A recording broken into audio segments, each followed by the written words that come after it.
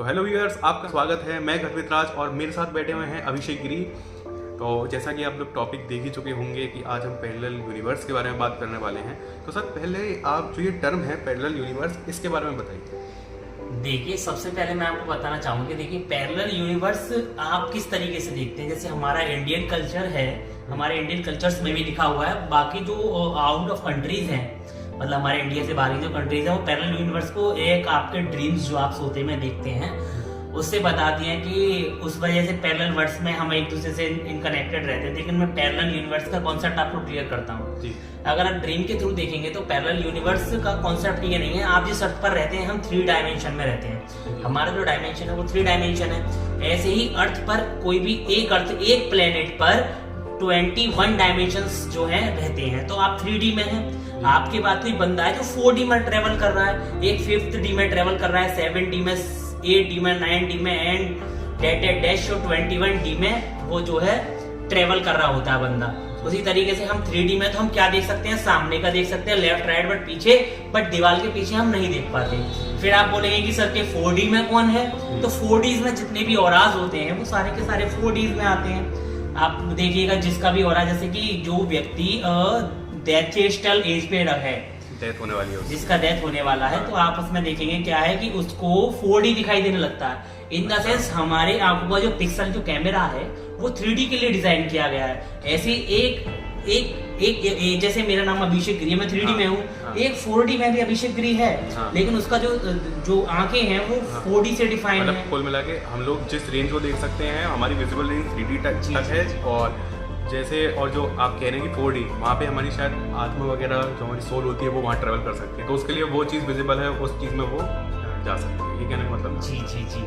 और इसी को और थोड़ा सा डिफाइन करना चाहूंगा कि देखिए कैसे स्टेज है। जब आप 4D में आते हैं तो 4D में ट्रेवल करते हैं ऑराज, हमारे इंडियन कल्चर के हिसाब से। इसके बाद आता है 5D में कौन ट्रेवल करता है, तो हमारी एक कॉन्सेप्ट होता है यमम यमाम। इन द सेंस जो यम है, जिसे हम यमराज बोलते हैं इंडियन कॉन्सेप्ट में, तो यमराज जो 5D में रहते हैं। 6D और 7 डायमेंशंस जो हैं ये ट्रेवल का रास्ता है, यानी कि यम का यहाँ से और लोक तक जाने का रास्ता। अब आप कहेंगे 8D में सारे के सारे देवता ट्रेवल करते हैं। 15D में विष्णु और ब्रह्मा जो है रहते हैं। लेकिन उसके बाद आता है 21D। एक अर्थ पर सिर्फ एक ही जगह है जिस जगह 21D बिल्कुल बाउंड करता है, और वो जगह है कैलाशा। कैलाश पर्वत जो है, महादेव का स्थान जो है, is a single one concept. जिस जगह महादेव वास करते हैं वही 21D है।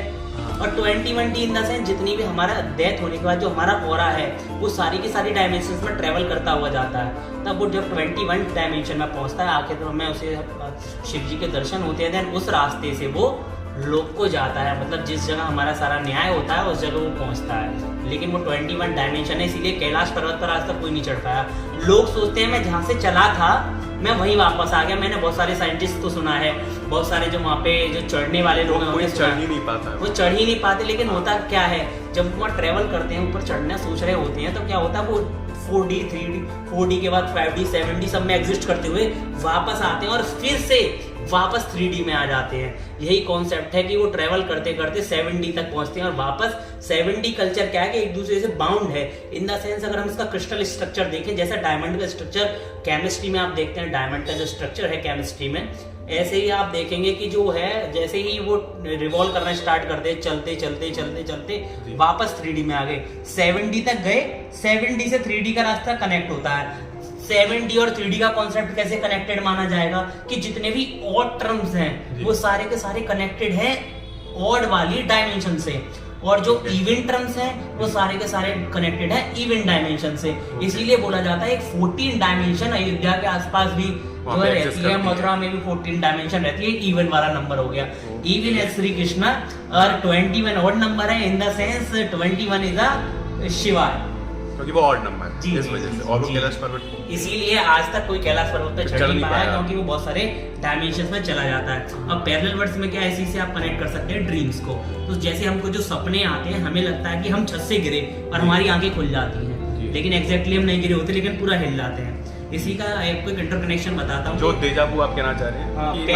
Parallel universe and parallel worlds दोनों में डिफरेंस है। जैसा कि अगर हम इंडियन कल्चर से देखें तो मेरा ये मानना है, मेरा अपना अभिप्राय ऐसा है कि जैसे अगर मैं कोई सपना देख रहा हूँ, इन द सेंस ये किसी अदर यूनिवर्स या किसी और अर्थ का नहीं है, ये इसी अर्थ पर इसी जगह का अदर डायमेंशन का है जो मुझे दिखाई दे रहा था। एक डायमेंशन में हमारे साथ गेम खेला जा रहा है, वो गेम ही होता है। तो जैसा कि एक बहुत मतलब मैंने सुना है कि राम जी कई बार उनकी डेथ हुई थी, 100 बार। कहा जाता है कोई कहानी है जिसमें राम जी कोई दरार होती है, उसके बीच में उनकी अंगूठी गिर जाती है। फिर जब हनुमान जी उस अंगूठी को लेने पाताल लोक में जाते हैं तो वहाँ पे उन्हें पहाड़ दिखते हैं अंगूठियों में। तो वहाँ पे राम जी जो हैं वो हनुमान जी को पैरेलल यूनिवर्स के बारे में बताते हैं। क्या आप वो कहानी को बता सकते हैं, मतलब वो क्या चीज़ थी वो पर्टिकुलर? देखिए, इस कॉन्सेप्ट को क्लियर करते हैं। हमारे यहाँ एक है काकभूषण जी का पुराण है, काकभूषण पुराण। तो काकभूषण जी का एक छोटा सा कॉन्सेप्ट था कि उन्होंने सीता जी के चरणों पे चोंच मार दी थी, तो जिससे ब्लडिंग हल्की सी होने लगी थी। तो श्री राम को गुस्सा आया, उन्होंने ब्रह्मास्त्र का संधान अपने धनुष पर कर दिया था। तो काकभूषण चारों लोग सब जगह घूमते रहे, सबके पैरों में गए, लेकिन सबने हाथ जोड़ दिए कि हम प्रभु आपको बचा नहीं सकते।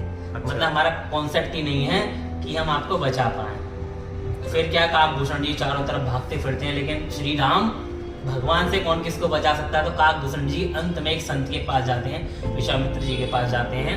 तो क्या है, जैसे आपने संतों के लिए सुना होगा, ईश्वर देव पितर परिजन सो होत ना ये उपकार, ये मैं ही हो बत गुरु से ही गुरु के मत बलिहार। तो आप जानेंगे मतलब क्या कि दुनिया के सताए लोग जहाँ सीने से लगाए जाते हैं, दरबार हजारों देखे, गुरु साहब कोई दरबार नहीं। तब श्री राम विश्वामित्र जी के पास जब वो जाते हैं उनके चरणों में, तो बोलते हैं कि एक गुरु ही दुनिया में ऐसा व्यक्तित्व है जिसके आगे भगवान भी झुक जाते हैं। प्रथम भगत संतन कर संगा, दूज भगत मम कथा प्रसंगा, तीज भगत मुख कथा सुनायो।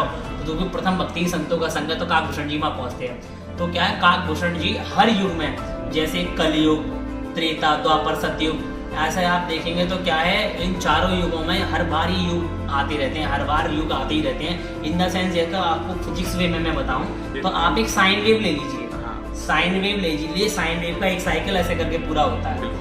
उसी साइकिल में क्या है कि यहाँ से आए आप 1/4 पार्ट पे, इधर पार्ट में आ गए, इन द सेंस सतयुग, फिर बढ़े अगला युग, फिर बढ़े कौन सा पार्ट हो गया, 1/3 पार्ट का आपने कंप्लीट किया, फिर से वो भी कंप्लीट, देन पूरा साइकिल कंप्लीट हो गया, इन द सेंस कलयुग खत्म, देन अगला टर्म में फिर से दोबारा से धरती आएगी और दोबारा से सब चीजें दोबारा से रिवर्स होगा, चीजों का राम जी दोबारा आएंगे। जी जी। तो मतलब ये साइकिल जो है चल रही है, जब कलयुग एंड होगा तो दोबारा से सत्ययुग की स्थापना हो जाएगी। जैसा आपने पूछा कि वो क्या कॉन्सेप्ट था जो पैरेलल वर्ल्ड्स के बारे में बता रहे थे, तो एक बार क्या होता है, हनुमान जी का कॉन्सेप्ट क्या है कि चिरंजीवी और अजर अमर रहने का उन्हें आशीर्वाद प्राप्त है, तो किसी युग में समाप्ति नहीं होते। तो क्या होता है कि एक बार राम जी और हनुमान जी जा रहे होते हैं और राम जी को यहाँ से परलोक अपने धाम जाना होता है। अब राम जी बोले कि हनुमान जी मेरे अनन्य भक्त हैं जी, मैं हनुमान जी को कैसे छोड़ पाऊंगा। अब हनुमान जी क्या कर, राम जी जैसी कोशिश किया, अगर हनुमान जी हाथ पकड़े चलने में, प्रभु जाने नहीं दूंगा आपको, मैं जाने नहीं दूंगा। अब क्या है कि जैसे ही राम जी चल रहे होते हैं, राम जी सोचते हैं क्या कॉन्सेप्ट बनाया जाए कि हनुमान जी जो है हाथ छोड़े, मतलब उनको वो पीछा छुड़ाना चाह रहे थे हनुमान जी से, तो इसलिए उन्होंने अपनी अंगूठी को उस दरार में फेंक दिया कि आप जाओ। हनुमंत प्रेम पद आए, राम भजन तन राम सधाए। तो वो वाला कॉन्सेप्ट था कि जैसे ही राम जी चले तो राम जी को एक आया कि यार हर युग में मैं एक ही तरीके से पागल बनाता हूँ, बड़ा प्रेम है मेरी अंगूठी से हनुमान को। तो एकदम से हनुमान जी, राम जी अपना रिंग उतारते हैं और पैर से कन्नी उंगली से दरार करते हैं और उसमें डाल देते हैं। फिर बोलते हैं हनुमान मेरी जो अंगूठी है वो इस दरार में चली गई, जरा उसे निकाल लो।